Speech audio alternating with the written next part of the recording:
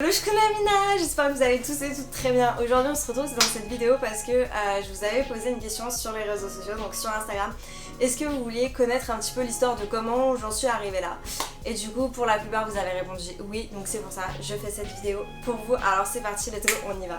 Dans l'histoire que je vais raconter, ce qui est important de savoir, c'est qu'il n'y a aucun moment quelqu'un qui m'a donné de l'argent, qui m'a dit fais ça, qui m'a vraiment encouragée. Il y a des gens qui étaient là et qui savaient que c'était ma passion, etc. Et qui savaient à quel point c'était important. Mais je veux dire, et qui me push up. Mais honnêtement, c'est vraiment... Tout s'est construit un peu tout seul, j'ai envie de dire. J'ai jamais vraiment dit ouais je vais faire ça et du coup les gens ils étaient là ouais vas-y. Non, c'était même plutôt l'inverse. C'était pourquoi tu vas apprendre le japonais, mais pourquoi tu veux partir au Japon, mais c'est loin, mais machin. C'était plus mais tu seras jamais japonaise, mais j'ai jamais dit que je voulais être japonaise. C'était plus des push down tu vois que des push up et c'est important de savoir parce que même si vous avez des gens, même si tout autour de vous tout le monde vous dit non, en soi si vous dites oui, c'est possible. Et franchement, faut pas l'oublier. Donc tout a commencé, je crois, quand j'avais entre 6, 7 ou 8 ans. En fait, je sais plus trop, mais ma soeur elle m'a dit un jour, ouais, viens et tout, je vais te montrer un truc. Et on a regardé ensemble un anime. Et en fait, je suis pas tombée amoureuse de l'anime en fait, ou du Japon, ou de... En fait, je sais pas ce qui s'est passé, mais vu que je suis quelqu'un de très basé sur les émotions, je suis pas vraiment pragmatique comme personne, je suis plus rêveuse, etc. Et ben en gros, j'ai ressenti des émotions et je suis tombée amoureuse. En fait, je suis tombée accro à ce que j'ai ressenti en fait. Genre, c'était des trucs, enfin c'était positif, c'était, je sais pas comment. En fait, je pense que c'est indescriptible. Genre, je pourrais pas le raconter comme ça. Et du coup, ce qui s'est passé, c'est que après, j'ai commencé à me renseigner sur le Japon, à regarder d'autres animes, etc.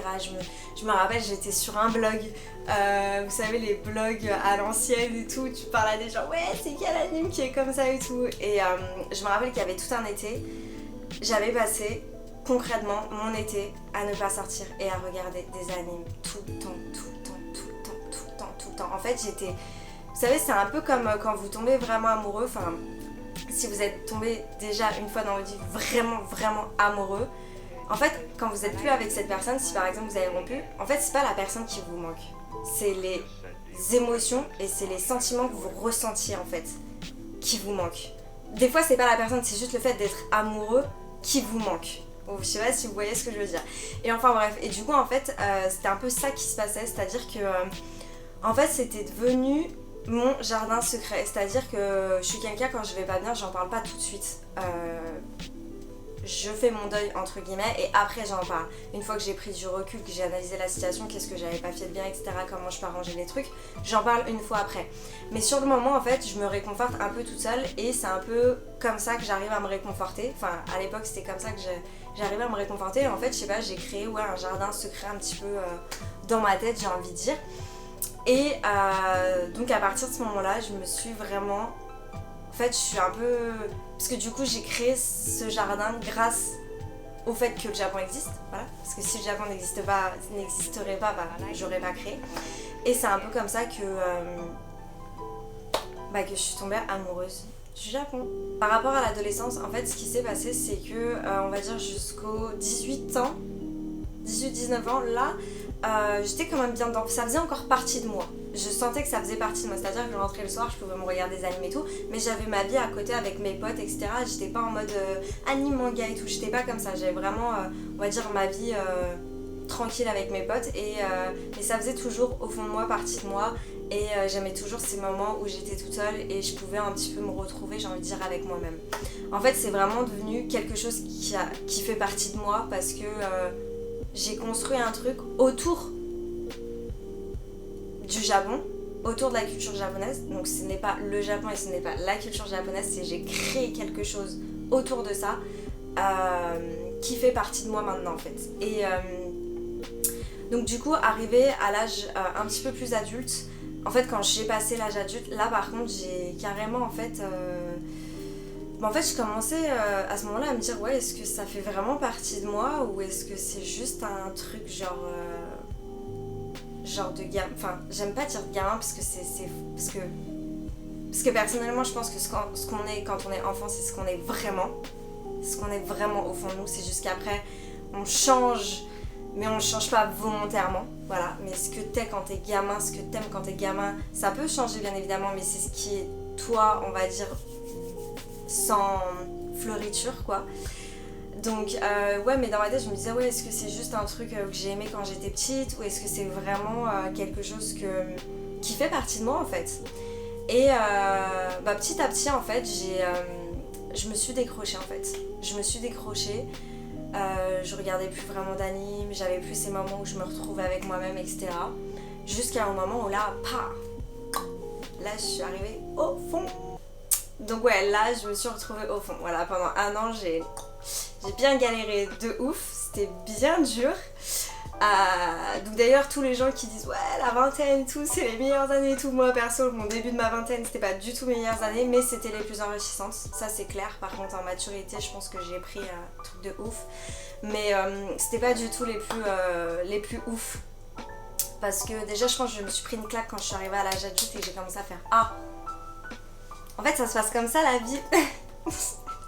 On m'avait pas prévenu, c'était pas marqué en bas du contrat en fait. J'étais pas au courant. Donc ouais, je me suis pris une claque et donc voilà, j'ai eu une année un petit peu compliquée. Et après donc je suis rentrée en master.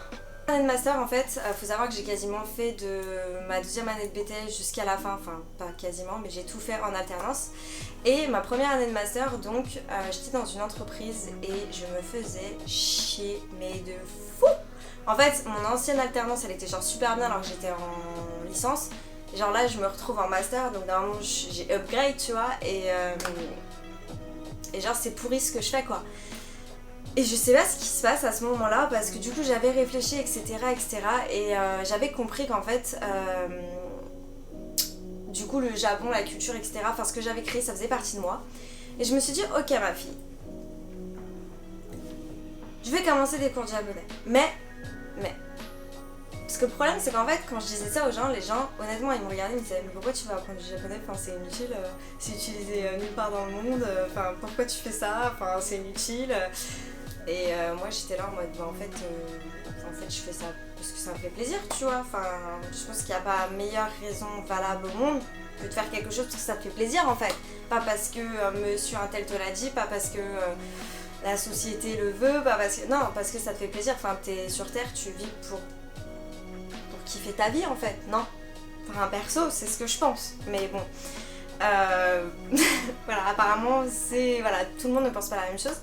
Et du coup je me suis dit ok, par contre il y a une chose ma fille, si t'apprends le japonais, que tu prends des cours de japonais, à côté ton anglais tu le taffes, parce que ton anglais il est ridicule. Il est ridicule, honnêtement je vais peut-être avoir un niveau d'anglais de collège quoi, de collège. Donc du coup je me suis dit oui c'est ça, et je me suis dit ok, vu que je me fais chier dans mon entreprise et que je fais littéralement rien du tout, genre en fait mon taf le matin ça devait me prendre genre peut-être genre la matinée, après genre j'avais fini. Donc du coup en fait ce que je faisais c'est que je révisais mon anglais au taf. Chose qu'il ne faut pas faire, je dis bien. En fait j'ai révisé toutes mes pages genre can, could, must, enfin tous les trucs genre mes temps, etc. Et ce que je faisais aussi parce que en plus que mon taf me saoulait, les gens avec qui je bouffais me saoulaient, c'est-à-dire que c'est bon quoi les... Enfin moi les midis où t'es en pause, t'es censé être en pause et tu parles de travail, où t'es là en mode ah il fait beau demain, ah là là il va pleuvoir, ah et t'as fait quoi ce week-end, ah j'ai sorti les enfants, enfin les trucs comme ça, moi ça me saoule, enfin j'étais à un âge où je voulais upgrade justement, enfin je suis pas là pour raconter ma vie de tous les jours quoi, et j'avais envie en fait d'apprendre, j'apprenais pas en faisant ça quoi. Donc du coup j'ai téléchargé l'application Tandem, et tous les midis j'allais manger dans ma voiture, en plus il faisait super froid, c'était l'hiver, je parlais avec un Indien. Et en fait ça m'a fait, enfin au début je vous dis pas, la première fois que j'ai appelé j'étais comme ça. Je tremblais dans la voiture, j'étais en mode je vais parler un indien et tout. En plus faut savoir que les indiens ils ont un accent d'anglais qui est parfois très compliqué à comprendre. Par contre ils sont ultra calés en anglais, et du coup j'étais là, j'étais vraiment en mode genre j'étais pas bien, et il était vraiment grave cool en fait, ce qu'il me disait talk to my friend, talk to me, don't worry, Franchement il était mais genre grave cool, enfin vraiment vas-y parle-moi et tout, y a pas de souci, je te juge pas, alors qu'est-ce que t'as fait aujourd'hui, qu'est-ce que t'as fait demain, machin etc. Et franchement c'était des super bons moments. Donc au début voilà j'avais vraiment du mal à comprendre parce que dans toutes les langues parler ça va, mais comprendre voilà, enfin je sais que la plupart des gens c'est l'inverse, mais moi pour le coup je parle mieux que je comprends. Et du coup voilà en fait je faisais ça et à côté donc je m'étais inscrite donc sur Superprof et je prenais tous les jours, enfin pas tous les jours mais toutes les semaines, 1 heure de japonais et c'est comme ça que j'ai commencé à apprendre le japonais.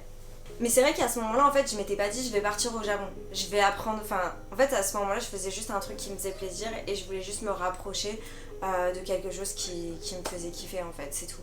Je m'étais vraiment pas dit je veux vivre. Après bon, au fond de moi, je me le disais pas, mais au fond de moi j'avais envie d'y aller, forcément, au fond de moi j'avais envie d'y aller. Tous mes amis qui me connaissent très bien me disaient ouais de toute façon un jour tu finiras là-bas, enfin là j'ai même des amis qui m'ont dit enfin on sait très bien que tu reviendras pas quoi. Donc ou du moins même si tu restes pas au Japon tu reviendras pas en France. Ouais dans ma tête en fait c'était un peu je sens qu'un jour je vais y aller mais pas de panique, pas de précipitation, je sais qu'aujourd'hui je suis pas prête. J'ai commencé comme ça à apprendre le japonais, voilà, franchement, j'étais trop contente d'apprendre mon japonais. À chaque fois que j'apprenais un mot de vocabulaire en plus, j'étais ouais, tademono, ouais, nomimono. J'étais genre trop contente.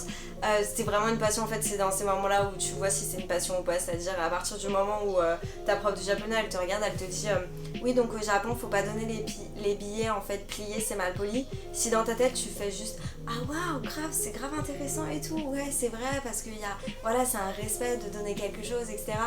Tu sens que c'est de la passion. Par contre si t'es direct en mode non mais c'est ridicule, enfin c'est bon quoi, si le billet il est plié c'est pas la fin du monde, c'est que déjà en fait tu commences à être en fait inconsciemment t'es réfractaire au truc et du coup tu vas moins apprendre, enfin ça sera plus compliqué on va dire d'apprendre parce que en fait plus t'es ouvert et plus tu juges pas et plus en fait tu t'absorbes en fait la langue j'ai envie de dire et c'est là où tu vois vraiment que c'est une passion en fait parce que le japonais c'est quand même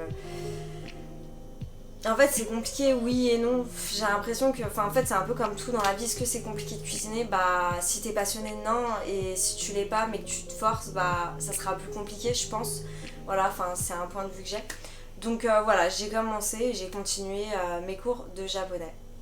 Faut savoir que pendant ma première année de master en fait j'ai changé d'entreprise entre temps, c'est à dire que j'avais gardé des très bons contacts avec mes premières entreprises, enfin ma première entreprise d'alternance. Et vu que là en fait je me faisais chier dans l'entreprise dans laquelle j'étais, en fait en mars j'ai changé d'entreprise et du coup je suis retournée dans celle où j'étais avant. Voilà, petite aparté importante à savoir pour la suite. Je suis ensuite rentrée en deuxième année de master. Donc là c'était, donc j'avais changé d'entreprise, j'étais allée dans celle où j'étais à la base, donc en BTS et en L3. Et ici en fait il s'est passé quelque chose de très important, j'ai eu un accident de voiture pendant cette année. Et ça a été l'élément déclencheur et le fait qu'aujourd'hui je suis ici. Ça l'a été parce que je l'ai décidé. Dans la vie, vous avez toujours le choix de voir soit le blanc, soit le noir. Parfois, bien évidemment, vous voyez plus le blanc que le noir, mais dans tous les cas, il y a les deux. C'est vous qui choisissez et c'est comme ça que perso, je préfère voir les choses, enfin c'est le yin et le yang quoi, c'est jamais tout blanc, tout noir, il y a toujours un peu des deux. Et en fait, si vous voulez, j'ai eu un accident de voiture. Donc c'était à même pas 100 mètres de l'appartement où j'habitais. Et mes airbags sont ouverts, donc j'ai rien eu de grave heureusement. Mais en fait, je me rappellerai je pense toujours de ce moment-là quoi, de la voiture qui arrive et là tu te dis... non, tu vois pas ta vie défiler devant toi parce qu'en fait ça va tellement vite que t'as pas le temps, mais tu te dis juste qu'est-ce qui va se passer. Et tu perds connaissance, en fait tu sais même pas ce qui se passe tellement que ça va rapide. Je sais pas, tu dois perdre connaissance pendant 1 ou 2 secondes, t'as les airbags qui... donc t'entends un bruit super fort et tout, et là tu reprends connaissance et tu te dis... je sais pas, à ce moment-là, genre mon cerveau il m'a dit sors de cette voiture now, genre maintenant. Maintenant. Et je sais pas ce qui s'est passé alors que j'entends ça faisait dans mes oreilles, ça faisait j'avais la tête qui tournait, enfin j'avais grave du mal à bouger. Je suis sortie de la voiture, là je suis devenue complètement folle. Donc après tout ça, donc j'ai grave réfléchi, de ouf. Je me suis dit, en fait t'es là, ta vie t'as l'impression que c'est toujours la même. T'es dans ta routine, ta zone de confort dans laquelle t'es pas, et moi perso j'étais pas heureuse. C'était pas la vie que je voulais en fait. Et je me suis dit, putain mais en fait j'ai fait quoi là? En fait je fais quoi? En fait je fais quoi là?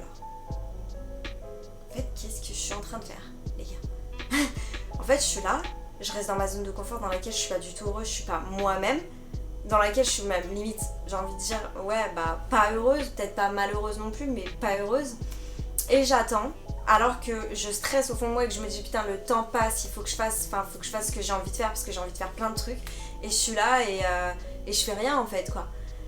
Alors qu'en fait du jour au lendemain ça peut s'arrêter. Et à partir de ce moment-là en fait, ouais, j'ai commencé à reprendre et à entamer des projets qui me tenaient à cœur depuis super longtemps. Je me suis encore plus investie dans le japonais. Et cette année-là, donc je sais plus si c'était cette année-là ou l'année d'avant, mais en gros ouais j'ai pu aller à la Japan Expo, donc c'était la première fois que j'y allais. Franchement c'était un rêve déjà d'aller à la Japan Expo parce que j'avais en fait vu que du coup ça a toujours été un truc assez perso, vraiment, genre moi toute seule et tout, un peu mon truc dans ma tête, bah je l'ai pas vraiment, enfin j'ai jamais vraiment partagé ça avec quelqu'un, avec une personne. Donc j'ai jamais eu des potes qui aimaient vraiment grave les animes ou des trucs comme ça, enfin j'en ai eu quelques-uns mais par exemple j'ai pas gardé contact ou voilà sur d'autres points bah ça matchait pas, je parle des amis hein.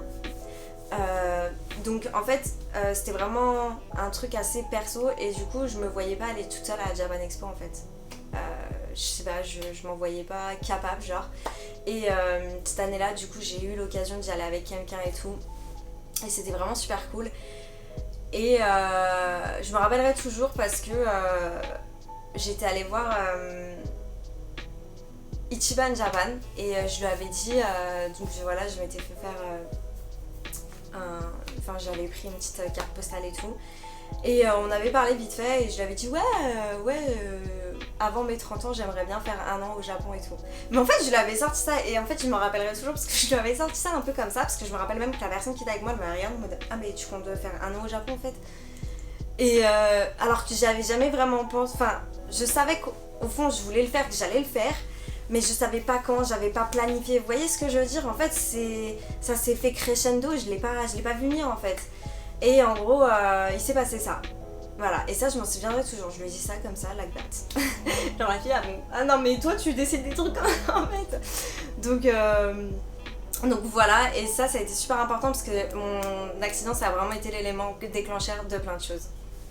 Cette année-là j'étais donc en alternance avec ma boîte et tout le monde savait voilà que j'aimais le Japon etc. Enfin j'avais même un tableau avec la fille qui fait ses révisions au boulot tranquille, enfin avec tous mes kanji et tout, mes hiragana, katagana. Et en fait j'ai eu l'opportunité de faire un voyage au Japon, donc un voyage business. Donc au début j'étais pas chaud parce qu'en fait faut savoir que là j'aimais pas trop prendre l'avion etc. Du coup j'avais peur,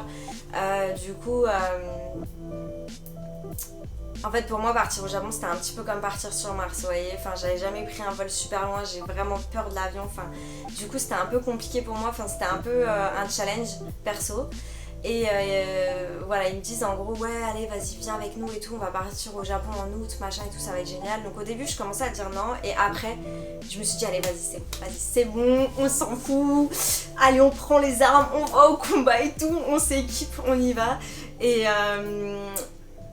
donc du coup voilà on devait partir en fait, et si t'as bien entendu j'ai dit on devait, parce que du coup voilà en août il y a les vacances et donc dans ma tête ça y est je partais. Tu sais quand dans ta tête c'est clair, c'est net, c'est posé, tu pars. Et donc 2 semaines avant le voyage, j'ai mon manager qui m'appelle et qui me dit bah Marion je suis vraiment désolée que t'aies annoncé ça mais en fait on part plus au Japon. C'est annulé pour cause restriction budgétaire. Et là j'étais en mode...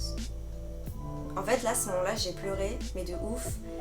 Et c'est là où tu vois vraiment en fait parce que des fois en fait t'es aveuglé par la peur, ou quand je dis la peur c'est pas forcément la peur de te faire voler ton sac hein, mais c'est voilà, la peur de pas avoir assez d'argent, la peur de prendre un avion parce que t'es pas serein dans un avion, la peur de te retrouver tout seul, c'est ce genre de peur. En fait des fois la peur elle floute vraiment ce qu'il y a derrière. Et ça vraiment à ce moment-là, quand on m'a dit en gros tu peux pas y aller, qu'en fait la peur, bah du coup il y en avait plus, vu que du coup elle est partie, enfin vu que du coup je partais pas, que là je me suis rendu compte à quel point j'avais envie d'y aller de fou, que j'avais grave taffé pour ça, que j'attendais ça depuis super longtemps, enfin genre peut-être que depuis j'ai 6, 7 ans, 8 ans et tout, et je me suis dit en fait non c'est mort en fait, genre j'ai pas, c'est mort, j'ai pris un coup de piste, j'ai pris mes billets, et je me suis dit bah tu sais quoi, là on est en août, octobre prochain je pars, c'est bon, c'est bâclé, je pars. Et du coup je suis partie pour la première fois au Japon toute seule en octobre 2019.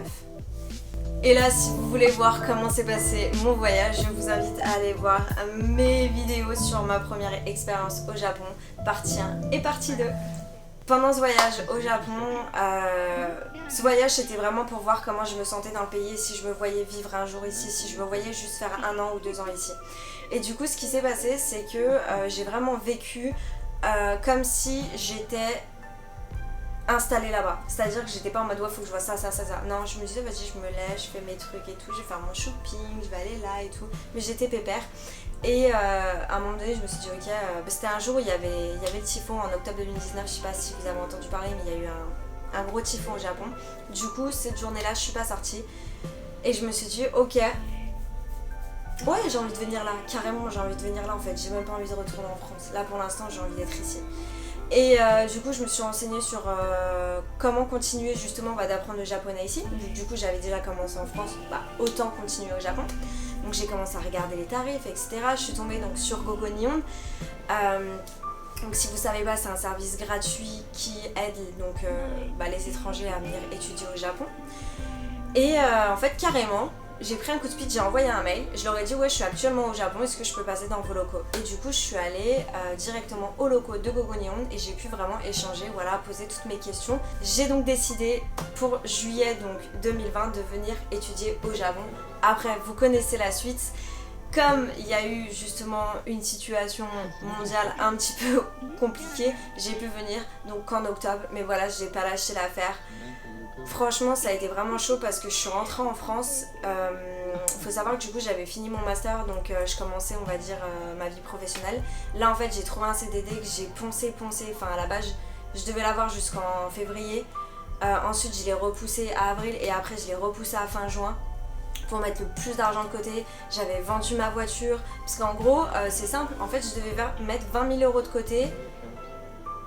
En gros je devais mettre 20 000 € de côté de octobre à février parce que mon visa du coup en gros, la demande de visa et tout elle se faisait à ce moment là.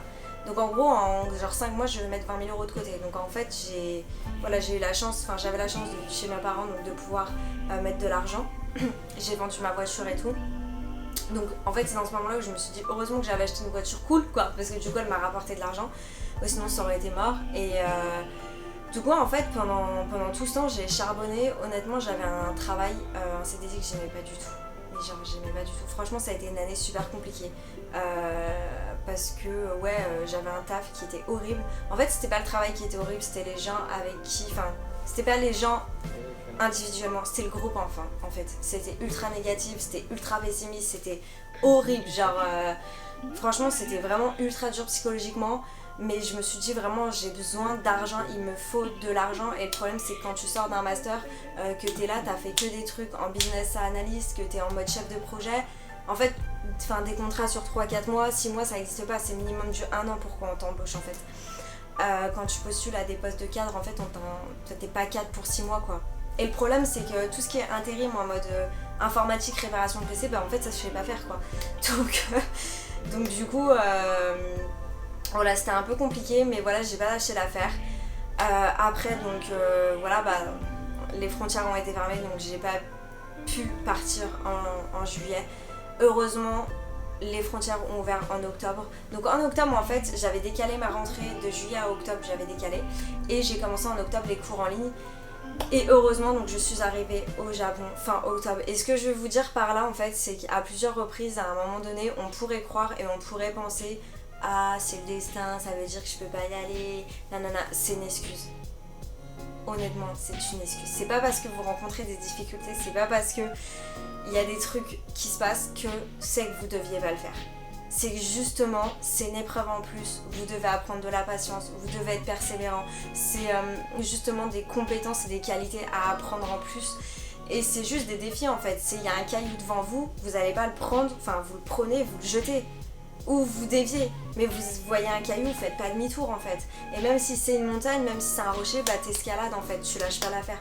Et c'est ça en fait qui fait que bah voilà, que le parcours il est intéressant aussi et que même si c'est compliqué, même si c'est vraiment chaud, bah il faut pas lâcher en fait. Si c'est vraiment ce que vous voulez au fond de vous, faut pas lâcher l'affaire. Même si tout le monde vous dit non, c'est impossible, fais pas ça, ça sert à rien, nanana, nanana, si vous le voulez, si vous ça vous fait plaisir, si vous ça vous rend heureux, vous êtes là, je vous rappelle personnellement c'est ce que je pense, pour être heureux, tu vis pour être heureux, tu vis pas pour souffrir.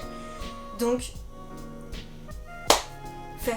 C'était donc un petit peu mon histoire, comment ça s'est passé, comment j'en suis arrivée jusque là. Sachez une chose, c'est que rien n'est impossible. En fait, à partir du moment où il y a des gens qui sont allés sur la Lune, les gars, que là on va envoyer des gens sur Mars, partir au Japon, c'est pas impossible. C'est pas impossible. On reste encore sur la même planète, donc c'est que potentiellement ça peut le faire. Donc juste, j'ai envie de dire un truc, croyez en vous et gambare. Voilà, donc j'ai fini, je crois que j'ai fini, j'ai grave parlé, je sais pas comment je vais faire pour le montage, en plus de ça il est samedi et je suis censée poster demain, hein, voilà. Mais si vous me suivez pas en fait sur les réseaux sociaux, là je suis un peu en galère à gérer mon temps en ce moment, donc il faut un peu que je me pose, etc. et après je trouverai le bon rythme. Donc j'espère en tout cas que quand vous regardez cette vidéo, ça sera bien le bon jour et je l'aurai bien posté. En tout cas, j'espère que vous avez apprécié la vidéo. N'hésitez pas à mettre un pouce bleu, à vous abonner et surtout n'hésitez pas à me suivre sur Instagram, Talinosekai, sur ce Jane Kyotsukete. We're good. I don't know. What? I've been running away from the question I really want to ask. What's gonna happen to me now? Just tell me that. Nothing else really